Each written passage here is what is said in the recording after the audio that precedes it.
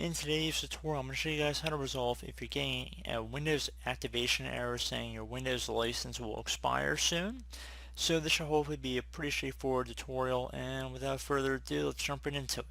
So assuming you already have a legitimate Windows license, like you've upgraded from a version of Windows 7 or Windows 8, or you have a retail copy of Windows 10 you're using to activate your computer, this tutorial will be for you. If you're looking for any other reason, if you didn't pay for your copy of Windows, you're not going through the proper upgrade channels to get to it, this tutorial is not for you.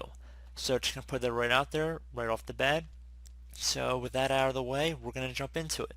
So we're going to start by opening up the Start menu, just by left clicking on the Start button one time. I'm going to type in CMD. Best match should come back with command prompt. You want to right click on it, left click on Run as Administrator. If you receive a user account control prompt, left click on Yes.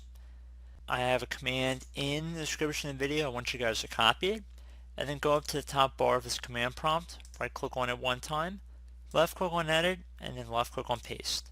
Once it's pasted in, it should say command completed successfully. Please restart the system for the changes to take effect.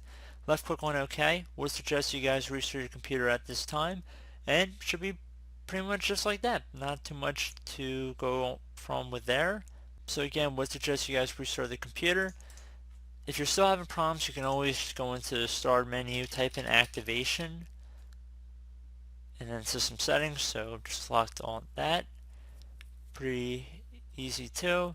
And if you're having a problem, if Windows is not activated, there'll be a troubleshoot option. So if we go underneath troubleshoot, so if Windows is not activated, there'll be an option to troubleshoot it on this page for activation. It will say if you're having problems with activation, select troubleshoot to try and fix the problem. So again, it'd be on this page.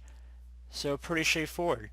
So I do hope this brief tutorial was able to help you guys out, and as always, thank you for watching, and I do look forward to catching you all in the next tutorial. Goodbye.